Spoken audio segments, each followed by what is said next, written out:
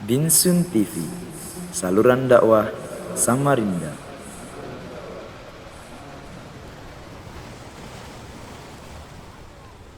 Bismillahirrahmanirrahim. Assalamualaikum warahmatullahi wabarakatuh. Alhamdulillah rabbil alamin. Nahmaduhu wa nasta'inuhu wa nastaghfiruh. Wa na'udzu billahi min shururi anfusina wa sayyiati a'malina. Man yahdihillahu fala mudilla lahu wa man yudlil fala hadiya lahu. Wa asyhadu an la ilaha illallah wa asyhadu anna Muhammadan abduhu wa rasuluhu la nabiyya wa la rasula ba'dah. Ahibati fillah, a'azzani Allah wa iyyakum jami'an. Alhamdulillah, puji syukur kita panjatkan kepada Allah Subhanahu wa taala. Hari ini kita dapat bertemu kembali untuk berkumpul di salah satu rumah dari rumah-rumah Allah Subhanahu wa taala, membaca kitabullah wa yatadarrusunahu fima bainahum, dan saling belajar dan saling mengingatkan. Maka ini adalah salah satu bentuk ketakwaan kita kepada Allah Subhanahu wa taala. Salawat serta salam kita curahkan kepada Nabi kita Muhammad sallallahu alaihi wasallam, kepada keluarga beliau, sahabat-sahabat beliau, dan pengikut-pengikut beliau sampai yaumil akhir. Ahibati fillah, azani Allah wa iyyakum jami'an. Sekarang kita masih berada di kitabis shalah, di kitab tentang salat. Kita memasuki bab baru, yaitu bab syurutus shalah. Bab syarat-syarat sahnya salat. Ahibati fillah, bab syurutus shalah, syarat-syarat sahnya salat adalah hal-hal yang dilakukan sebelum dan bukan bagian dari salat. Sebelum dan bukan bagian dari salat. Seperti taharah, seperti wudu, istiqbal kiblat, menghadap kiblat, satrul aurah, menutup aurat, dan yang lain-lain. Maka ini bukan bagian dari salat dan dilakukan sebelum salat sampai salat tersebut selesai. Sampai salat tersebut selesai. Maka ini yang dimaksud dengan syurut, syarat-syarat salat. Berbeda dengan wajibat, berbeda dengan kewajiban-kewajiban salat dan sunnah-sunnah salat, yang mereka itu adalah bagian dari salat. Adapun syurut yaitu syarat-syarat sahnya salat, ini bukan bagian dari salat dan dilakukannya sebelum salat tersebut kita mulai sampai salat tersebut selesai. Walaupun ada perbedaan pendapat di Abu Hanifah, dan nanti akan kita bahas insyaallah. Hadis yang pertama adalah hadis Ali bin Talq. Ali bin Talq ini adalah sahabat Nabi sallallahu alaihi wasallam. Ada juga hadis lain, kita mungkin pernah mendengar tentang hadis yang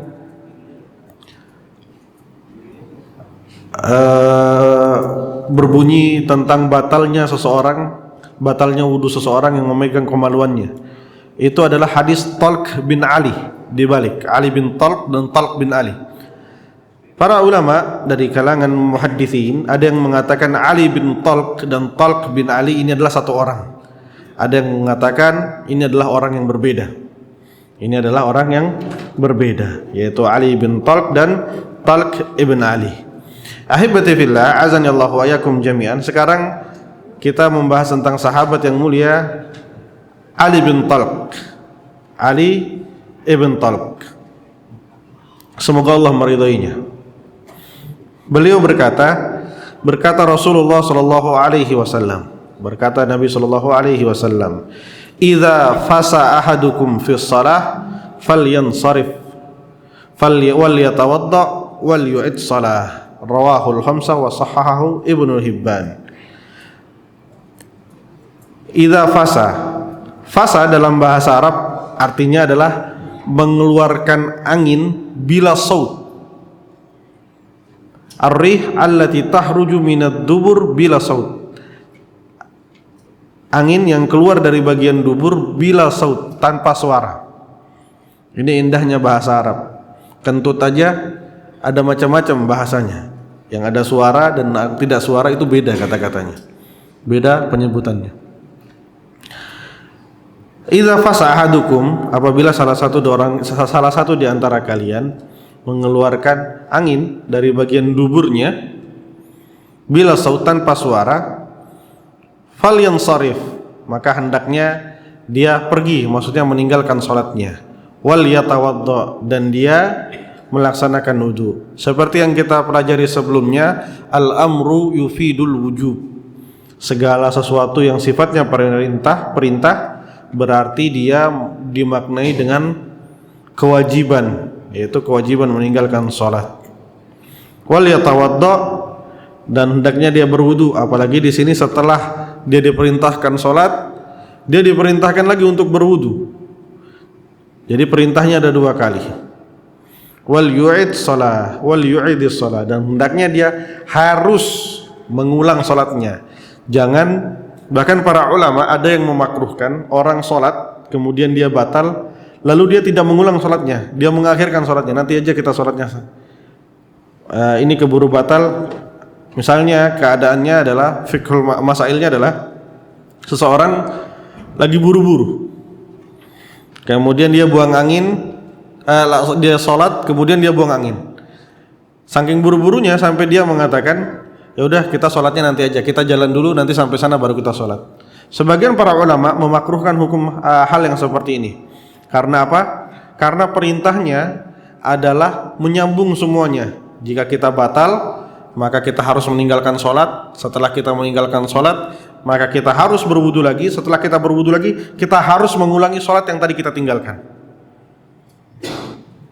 Jadi tidak boleh ada fasal, tidak boleh ada jeda. Karena kita batal di tengah-tengah sholat. Kita batal di tengah-tengah sholat, tidak boleh ada jeda. Kita harus langsung mengulangi sholat kita di saat itu juga setelah kita selesai berwudu. Ahibati fillah, azanillahu wa yakum jami'an. Ada perkataan dari Abu Hanifah. Ini disebut dalam fikih adalah masail mustasni'ah. Masail mustasni'ah, masalah mustasni'ah. Masalah yang kesalahan dari ahli fikih, kesalahan dari ulama-ulama fikih yang sebenarnya tidak boleh ditaklid. Tidak boleh diambil pendapatnya dan benar-benar harus ditinggalkan pendapatnya. Banyak sekali contoh-contoh permasalahan ini. Ulama jarang menyebutkan permasalahan ini. Ada beberapa kitab yang menuliskan permasalahan ini. Karena apa? Agar orang-orang tidak mengambil celah. Tidak mengambil celah dan mengatakan ini ulama ini aja berkata seperti ini. Ada kitab yang mengumpulkan masail mustasniah dari segala mazhab. Abu Hanifah memiliki salah satu pendapat yang ulama memasukkan pendapat tersebut ke masail mustasniah. Masalah-masalah yang pendapatnya Abu Hanifah di sini tidak boleh diikuti. Adalah beliau berpendapat kalau kita membuang anginnya sebelum salam. Jadi sudah selesai semua sujud-sujudnya, sudah selesai semua ruku-rukunya, maka hal yang seperti ini tidak membatalkan sholat. Dan ulama mengatakan perkataan Abu Hanifah di sini adalah min masail mustasniah. Perkataan yang tidak boleh dilihat, tidak boleh diambil pendapatnya. Bahkan Ibnul Qayyim mengatakan dari permasalahan mustasniah adalah masail mustasniah, permasalahan mustasniah la yajuz, tidak boleh salah satu di antara kalian bertaklid, entah dia taklid karena dia benar-benar tidak tahu, atau dia taklid karena dia mengagumi seseorang, atau bentuk taklid apapun kepada masail-masail mustasniah. Imam Syafi'i juga memiliki pendapat yang seperti ini, yang tidak boleh dilihat. Maksudnya tidak boleh diambil pendapatnya. Contohnya pendapat dari Imam Syafi'i di masail mustasniah adalah Imam Syafi'i membolehkan seorang laki-laki untuk menikahi bintuz zaniyah, maksudnya anak dia dari hasil zina. Imam Syafi'i membolehkan hal tersebut, dan para ulama jumhur, mayoritas para ulama melarang hal tersebut, dan dari ulama mutakhirin memasukkan hal ini adalah kesalahan Imam Syafi'i yang mustasni, yang tidak boleh dilihat. Wallahu a'lam bishawab. Baik. Ada satu permasalahan dari hadis ini. Idza fasada ahadukum, apabila salah satu orang di antara kalian buang angin. Permasalahannya adalah di sebagian wanita ada yang dapat mengeluarkan angin dari bagian depannya, bukan dari bagian dubur. Para ulama berbeda pendapat untuk masalah ini. Para ulama berbeda pendapat untuk masalah ini. Ada yang mengatakan hukumnya batal. Hukum wudunya juga batal, yaitu mengeluarkan angin dari bagian depan, bagian dubur dan bagian depan. Dia mengeluarkan angin dari bagian depan. Para ulama mengatakan berpendapat menjadi dua. Ada yang mengatakan hukumnya tetap membatalkan sholat. Ada yang mengatakan hukumnya tidak membatalkan sholat. Dan ini yang diambil oleh masyayikh kita dari kalangan mutaakhirin. Karena apa? Alasan mereka adalah an-nadhir la yudharu fiha. Sesuatu hal-hal yang jarang maka tidak perlu dilihat. Tidak perlu, kalau sesuatu yang tidak semua wanita mengalami hal seperti ini. Hal-hal yang jarang seperti ini maka kita tidak usah melihat hal tersebut dan menganggap hal tersebut biasa-biasa saja, tidak membatalkan wudu. Dan ini yang dikuatkan oleh pendapat Syekh Ibnu Utsaimin, wallahu a'lam bissawab. Baik. Ahibati fillah, azanillahu wa yakum jami'an. Sebagian orang ada yang mengatakan tawaf itu seperti salat, illa annahu yubihu fihal kalam, kecuali hanya saja tawaf itu dibolehkan sambil ngobrol. Sebagian para ulama mendengarkan perkataan tersebut. Mereka mengatakan kalau gitu di saat misalnya kita tawaf, karena sebagian ulama mengatakan tawaf, mayoritas para ulama mengatakan tawaf hukumnya harus dengan suci. Kalau kita tawaf di tengah-tengah tawaf lalu kita buang angin, apakah kita harus mengulang sholat kita dari awal, tawaf kita dari awal, atau melanjutkan? Karena sebagian para ulama mengatakan at-tawaf qas-shalah illa annahu yubihu fihil kalam. Tawaf itu seperti sholat. Hanya saja tawaf itu dibolehkan kita berbicara. Para ulama mengatakan maksudnya tawaf itu seperti sholat adalah bahwa tawaf itu diisi dengan zikir-zikir dan harus dimulai dengan syarat-syarat sholat, yaitu dimulai dengan taharah, dimulai dengan bersih, harus dalam keadaan suci. Maka para ulama mengatakan adapun orang yang buang angin di tengah-tengah tawaf maka dia tidak harus mengulang tawafnya dari awal, tapi dia hanya melanjutkan tawaf yang tersisa. Tawafnya yang tersisa. Wallahu a'lam bishawab.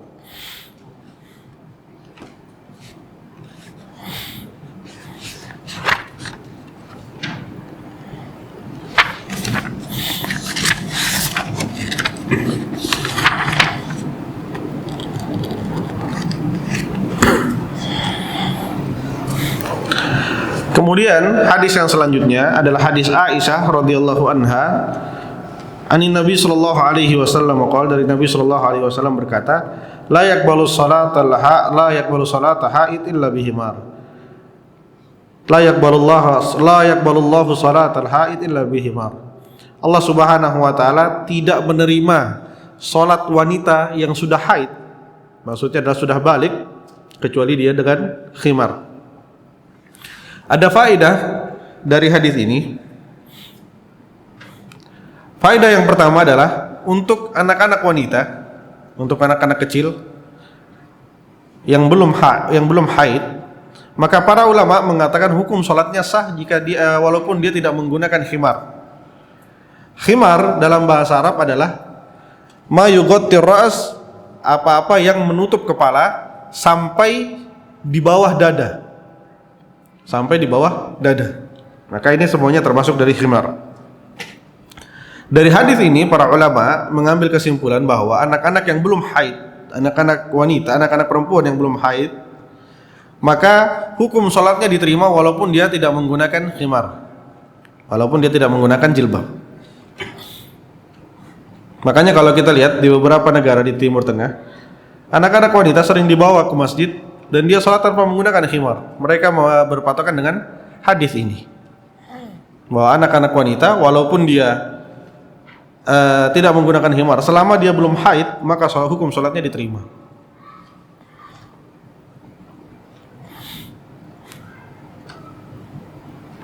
Dan di sini juga para ulama mengambil kesimpulan bahwa wujubus satrah, wajib menutup aurat untuk wanita saat dia sholat. Sekarang kita membahas masalah aurat wanita.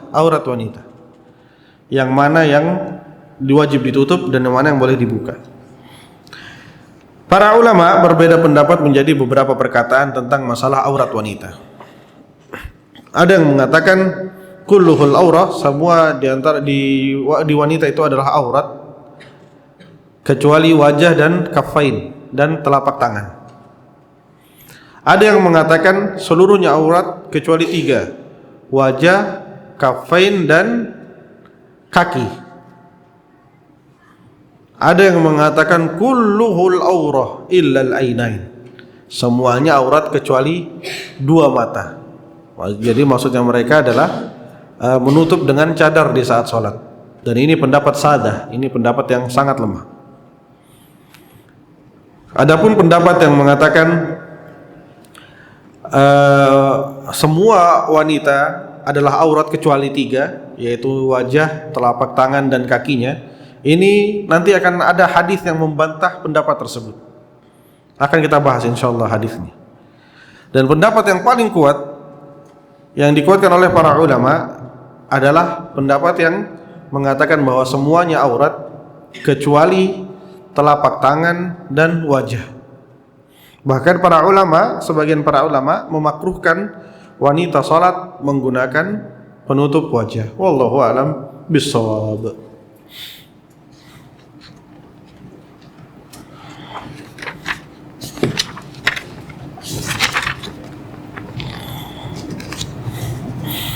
Hadis yang selanjutnya, hadis Jabir radhiyallahu an, semoga Allah meridhoinya. Anna Nabiy sallallahu alaihi wasallam qala lahu, sesungguhnya Nabi sallallahu alaihi wasallam berkata kepada dia, "Idza kana thawb wasi'an faltahif bihi," yakni fi shalah. Ahibati fillah, di sini Nabi sallallahu alaihi wasallam mengatakan, apabila salah satu di antara kalian salat dengan thawb, thawb dalam bahasa Arab itu bukan baju. Kalau kita mengenal sekarang thawb itu baju. Tapi di zaman dahulu thawb itu artinya adalah qit'atul kimash, yaitu potongan kain. Orang terdahulu memakai baju itu hanya dengan kain, diputar-putar, dililit-lilit di badan. Orang terdahulu mereka tidak memakai baju seperti kita sekarang. Ada sebagian orang yang menggunakan hanya kain saja, diputar-putar di badannya, lalu dia sholat dengan kain tersebut. Nah, para ulama di sini mengatakan hukumnya terbagi menjadi beberapa hal. Yang pertama adalah berdasarkan hadis Nabi sallallahu alaihi wasallam, "Idza kana thawb wasi'an," apabila salah satu di antara kalian memiliki kain yang luas, faltahib bihi, maka buatlah sebagian kain tersebut menjadi izar, menjadi sarung. Sekarang kita ambil permasalahannya di permasalahan umroh, yaitu seseorang yang sholat menggunakan ihram, seorang yang sholat menggunakan ihram. Para ulama mengatakan bahwa seseorang yang sholat menggunakan ihram, apabila dia hanya menggunakan bagian bawah saja, yaitu bagian sarung bawah saja, kemudian dia tidak menggunakan bagian atasnya, maka hukum sholatnya sah, tapi dengan karohah, ma'al karohah. Hukum sholatnya sah dengan karohah, karena Nabi SAW pernah mengatakan, kalau kalian sholat dan memiliki kain yang besar, maka hendaklah kalian menjadikan izar, menjadikan sebagiannya sarung dan sebagiannya lagi ditutupi ke bagian atas. Wallahu a'lam bissawab.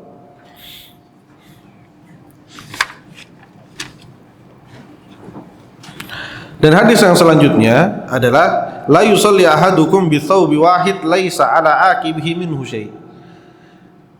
Tidaklah salah satu di antara kalian salat dengan hanya satu kain saja, maksudnya hanya kain bagian bawah saja yang menutupi perut sampai lutut saja. Laisa ala atikihi syai' minhu syai'. Tidak ada yang menutupi pundaknya. Ahibati fillah, azani Allahu wa yakum jami'an. Ulama berbeda pendapat tentang masalah menutupi pundak, menutupi bahu di saat salat. Menjadi dua perkataan. Jumhur, mayoritas para ulama mengatakan hukumnya tidak masalah seseorang salat tanpa menutupi bahunya. Ini pendapat mayoritas para ulama. Imam Ahmad bin Hanbal mengatakan hukumnya makruh untuk orang yang salat tidak menutupi bagian bahunya. Hukumnya makruh. Dan ini yang dikatakan oleh Ibnul Qayyim, bahwa pendapat yang paling kuat di antara dua pendapat tersebut adalah pendapat Imam Ahmad bin Hanbal. Wallahu a'lam bissawab.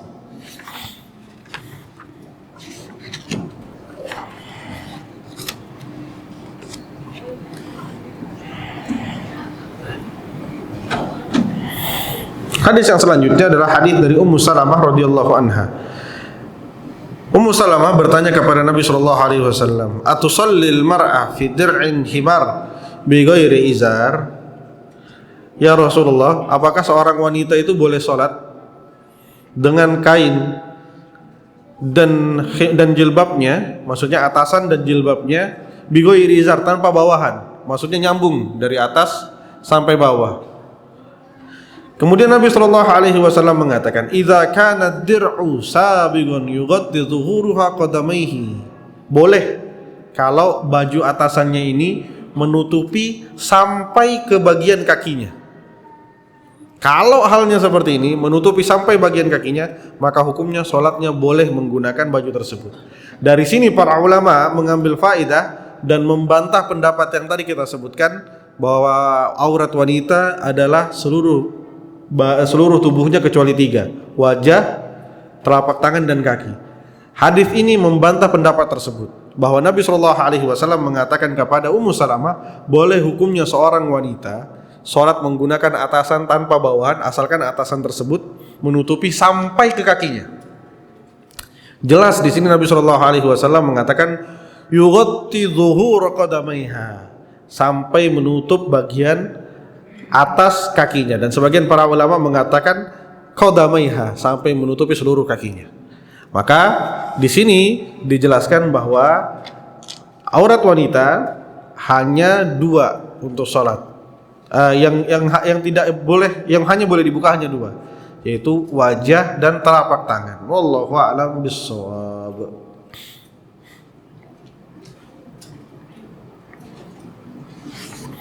Kemudian para ulama juga memberikan faidah apa syaratnya pakaian yang disebut satir, pakaian yang disebut menutupi aurat.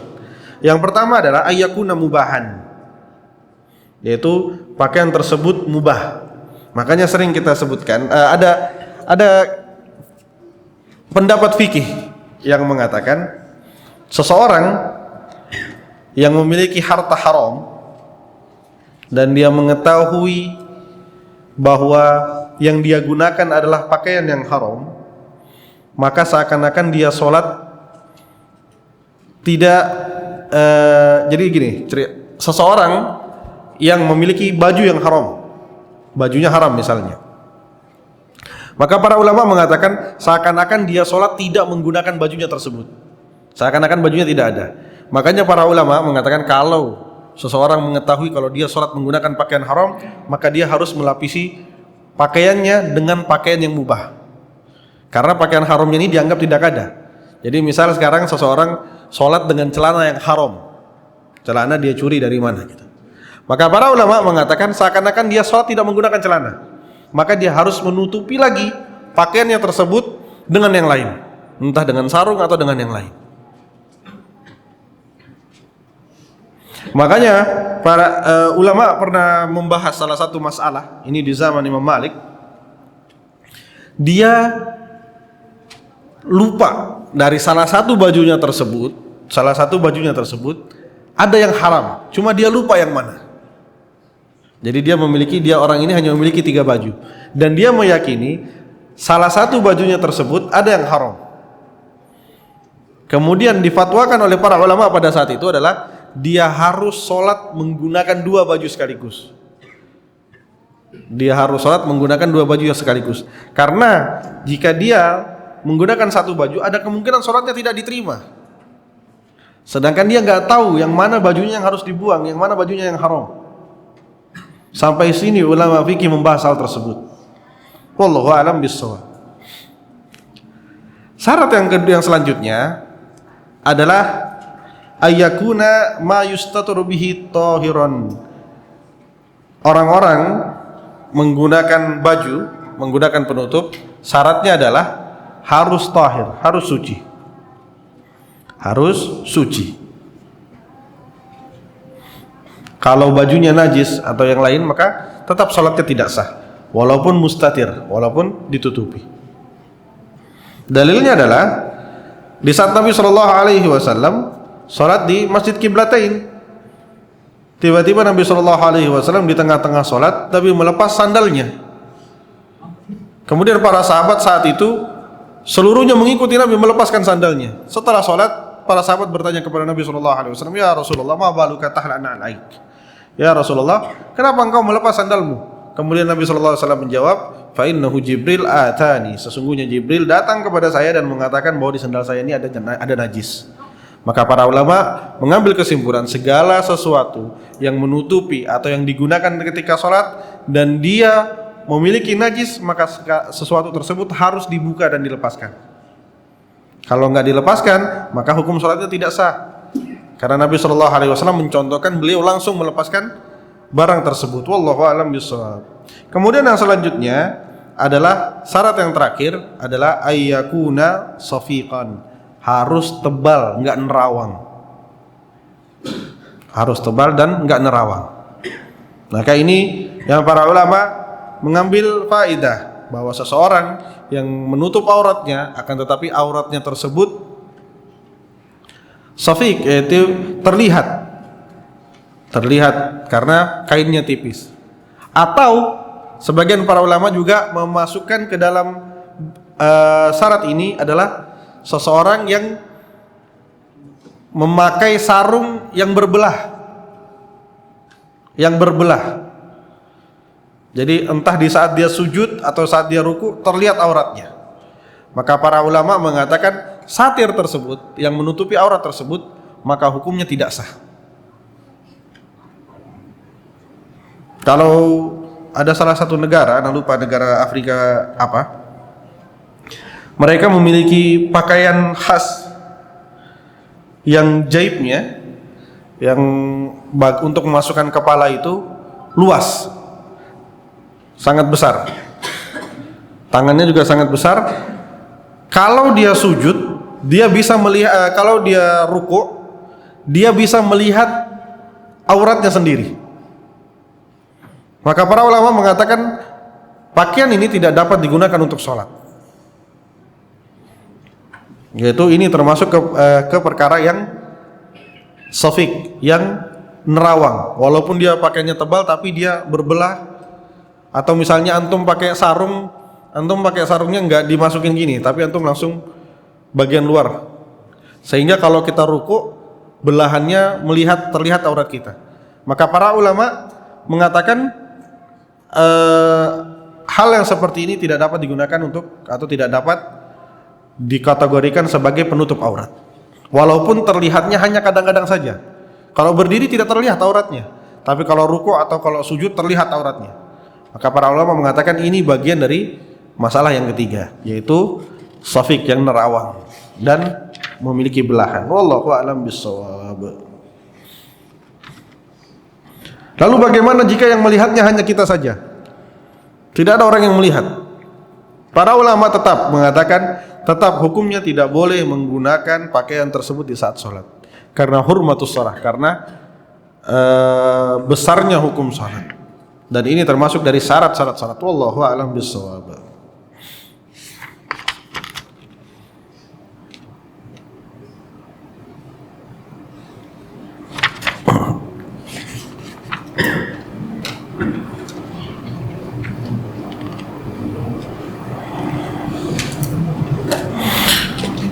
Dan banyak masalah-masalah yang lain. Contoh yang masalah yang dituliskan oleh Syekh Utsaimin adalah bagaimana jika seseorang hanya memiliki pakaian yang haram. Apakah dia sholat tanpa menggunakan baju atau dia sholat menggunakan pakaian yang haram?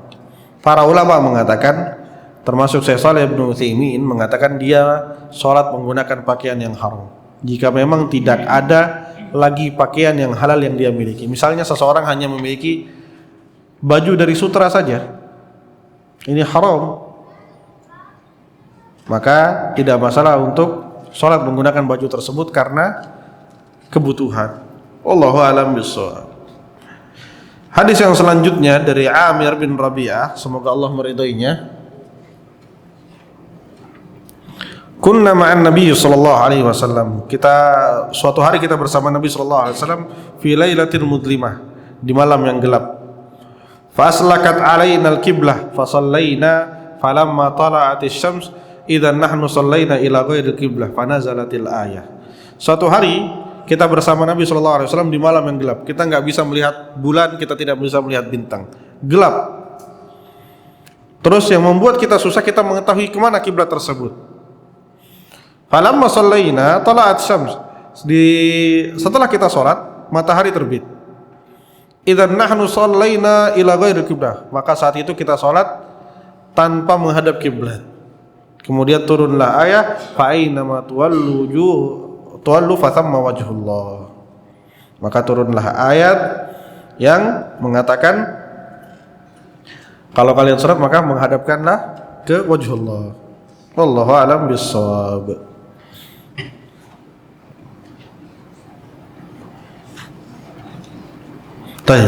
Permasalahan yang sekarang kita dapati adalah apakah kita sholat itu harus benar-benar ujungnya itu Ka'bah atau hanya jihah saja?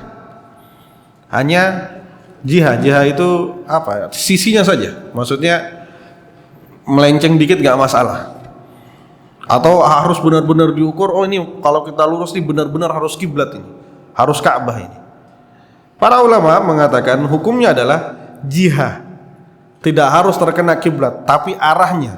Mekah itu di sana misalnya, ya udah kita mengarah ke sana. Ada sebagian orang mengatakan enggak, sholat itu kita harus narik sampai benar-benar Ka'bah depan kita. Kasihan kalau masjidnya luas, Ka'bah hanya berapa meter saja. Kalau masjidnya luas, yang sholat di kanan dan kiri gak ketemu Ka'bahnya. Maka para ulama mengatakan untuk keadaan seperti ini maka kita sholat menghadap jihah, menghadap sisi Ka'bah. Kalau kita sekarang mungkin menghadap kota Mekkah, maka ini sudah termasuk istiqbalul kiblah. Karena menghadap kiblat dalilnya lengkap dari kitab dan dari sunnah, dari Nabi, dari Al-Quran dan dari sunnah. Dahulu Nabi sallallahu alaihi wasallam menghadap ke Baitul Maqdis itu sekitar 16 bulan. Kemudian baru diperintahkan menghadap ke Ka'bah. Wallahu a'lam bissawab. Dahulu Nabi di saat di kota Mekah, mereka salat, mereka tidak menghadap Ka'bah. Mereka hanya tawaf saja di Ka'bah, tapi salat tidak menghadap Ka'bah. Salat tetap menghadap Baitul Maqdis. Karena apa?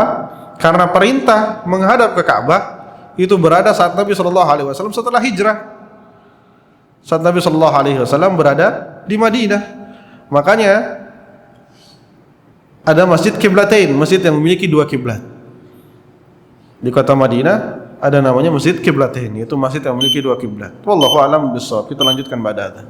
Bismillahirrahmanirrahim. Alhamdulillahi wassalatu wassalamu ala Rasulillah wa ba'd. Ahibati fillah, azani Allah wa yakum jami'an. Para ulama kemudian memberikan siapa saja mereka yang boleh jika mereka tidak sanggup untuk menghadap kiblat, siapa saja di antara mereka yang boleh sholat tanpa menghadap kiblat. Para ulama menjelaskan yang pertama adalah al-ajiz anil istiqbal kiblah. Orang yang tidak bisa atau tidak mampu menghadap kiblat karena sakit dan yang lain-lain. Makanya ahibati fillah, ini bagi antum, misalnya antum memiliki keluarga yang sakit atau orang tua yang sakit atau siapapun yang sakit, dari awal usahakan agar mengatur posisi tidurnya adalah posisi yang menghadap kiblat, agar tidak susah. Ingat urutannya ini yang kebanyakan orang salah. Urutannya adalah jika berdiri tidak bisa, maka dia duduk. Jika duduk tidak bisa, maka ala janbin, miring, bukan terlentang terlebih dahulu. Terlentang itu terakhir. Kita miring terlebih dahulu, misalnya kita miring menghadap ke kiblat. Terlentang itu terakhir, bukan sebaliknya. Kebanyakan orang mereka salah. Mereka terlentang terlebih dahulu, nanti nggak bisa baru mustalqiyan. Mereka kalau terlentang tidak bisa, baru mereka ala janbin, yaitu miring. Sebenarnya urutannya adalah miring dulu.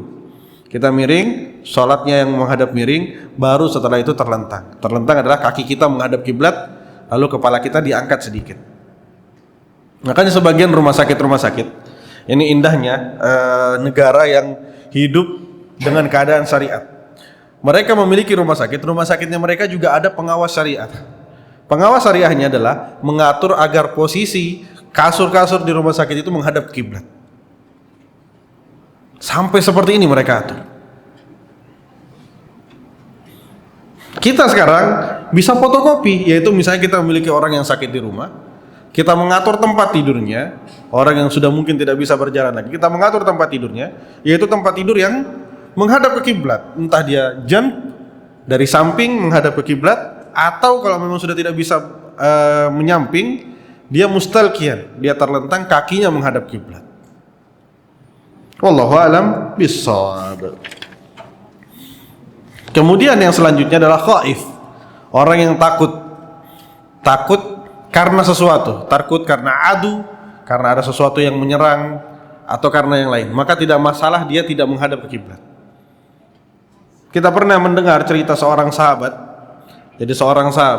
Jadi peraturan perang di zamannya Nabi SAW adalah kalau sudah datang waktu maghrib, tidak boleh ada serangan lagi, tidak boleh ada panah, tidak boleh ada lemparan yang lain-lain, tidak boleh ada yang menyerang lagi. Mereka semuanya harus beristirahat di daerah mereka masing-masing. Jadi yang Islam beristirahat di sini, yang kufar beristirahat di tempat mereka. Kalau malam sudah nggak boleh.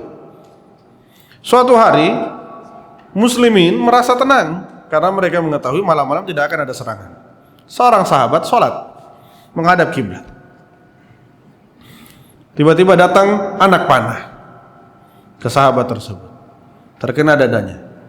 Lalu datang lagi anak panah yang kedua, terkena badan. Lalu yang ketiga, lalu yang keempat. Karena sudah merasa tidak sanggup, lalu dia membangunkan temannya. Ana diserang nih. Temannya mengatakan, kenapa engkau tidak membatalkan sholatmu? Kenapa engkau tidak mengalihkan kiblatmu? Maksudnya alihkan kiblatmu ke tempat yang lain. Lalu sahabat tersebut mengatakan, wallahi, demi Allah, saya tidak merasakan sakit apapun, karena saya benar-benar fokus dalam sholat saya.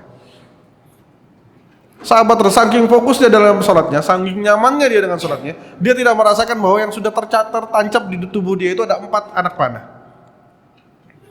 Wallahu a'lam bishawab. Maka untuk orang yang takut, maka dia tidak masalah untuk mengganti kiblatnya. Kemudian yang terakhir adalah al-mutanaffil fis safar. Adalah orang-orang yang sholat sunnah. Ingat, orang-orang yang sholat sunnah di safar. Berarti sholat sunnah sebagian para ulama tetap menghukuminya ada beberapa sholat-sholat sunnah yang tetap harus dilaksanakan walaupun kita dalam keadaan safar. Salah satunya adalah sholatul witir. Sholat witir. Diriwayatkan bahwa Nabi SAW tidak pernah meninggalkan sholat witir walaupun dalam keadaan safar. Bahkan para ulama mengatakan untuk sholat witir tidak perlu menghadap kiblat. Yang jelas kita melaksanakan sholatnya. Kalau sudah sampai dikasih rukhsah, dikasih keringanan, tidak masalah, tidak menghadap kiblat, berarti sholat ini udah benar-benar penting. Benar-benar penting. Sampai kita nggak masalah nggak ngadap kiblat, yang jelas nanti sholat. Penting berarti sholat witir. Nabi SAW pernah melaksanakan sholat tersebut di atas tunggangannya. Unta nggak tahu kiblat mana. Unta hanya jalan sesuai arah yang dia diperintahkan. Wallahu a'lam bissawab. Aku qauli hadza. Ada yang ditanyakan ya ikhwah? Tafadhal. Tentang mengikuti Abdul Manan Ustaz, kalau ketika sudah rakaat pertama sudah rukuk imam itu ada di rakaat pertama masih kosong atau ambil rakaat pertama atau dapat satu rakaat bersama imam, memilih tempat yang kosong. Misal sekarang jamaah sholat, imam sudah dalam keadaan rukuk. Kalau antum sholat langsung ke sini, antum bisa dapat imam, bisa dapat rakaat. Tapi ternyata di depan shaf satu ada yang kosong cuma sebelah kiri. Antum membutuhkan waktu untuk ke sini. Para ulama mengatakan mana yang lebih afdol, memenuhi tempat ini atau kita mengikuti satu rakaat bersama imam. Ingat, afdoliyah adalah menemukan takbiratul ihram. Ini sudah pasti kita nggak dapat takbiratul ihram sudah. Tapi di sini kita mendapatkan afdoliyah memenuhi shaf-shaf yang kosong.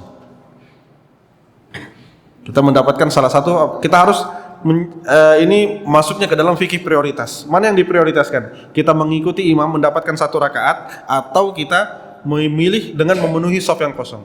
Maka para ulama mengatakan kalau sudah terlambat kita sudah nggak dapat fadilah takbiratul ihram karena sudah ruku ini. Tapi kita mendapatkan fadilah memenuhi shaf yang kosong. Wallahu a'lam bissawab. Ada yang lain ya, ikhwah? Kita isi besar terus masuk sholat kan subuh gitu kan, habisnya itu kan nggak berhenti untuk ke masjid atau apa. Nah arahnya itu akan nggak kiblat karena kalau tunggu sampai tepat tujuan waktunya sudah habis itu kita sholatnya subuhnya itu kita makan ke kiblat atau sesuai dengan arah kendaraan. Baik. Sekarang ini pernah ditanyakan dahulu tentang teman-teman yang kerja di lapangan. Dia harus menunggu shuttle-nya, menunggu bisnya. Dan bisnya biasanya datangnya sebelum waktu sholat subuhnya di jalan dan bisnya nggak mungkin stop. Yang mana yang didahulukan? Apakah dia harus sholat di dalam bis? Kalau dia sholat takhir, dia mengakhirkan sholatnya, maka sholat tersebut akan terlambat, kehilangan waktu subuh. Para ulama mengatakan untuk hal-hal seperti ini maka dia boleh sholat di dalam kendaraannya dan tidak masalah untuk tidak menghadap kiblat. Wallahu a'lam bishawab. Ada yang lain ya, ikhwah? Fadhil. Apabila kita salam pertama kan sudah dilakukan, untuk mau menuju salam kedua tiba-tiba buang angin. Untuk yang setelah salam pertama, para ulama mengatakan boleh, tidak masalah, karena salam kedua hukumnya sunnah. Salam kedua hukumnya sunnah. Nah, saya pernah juga begitu sudah keluar angin di salam pertama, tidak perlu lagi melanjutkan salam yang kedua. Iya benar, tidak ada salam keduanya. Tidak ada salam keduanya. Nah, karena sudah batal sholatnya. Maksudnya sudah selesai sholatnya, sudah tidak bisa melanjutkan sholat lagi. Wallahu a'lam bishawab. Ada yang lain ya, ikhwah? Cukup. Subhanakallahumma rabbana wa bihamdika asyhadu an la ilaha illa anta astaghfiruka wa atubu ilaik. Assalamualaikum warahmatullahi wabarakatuh.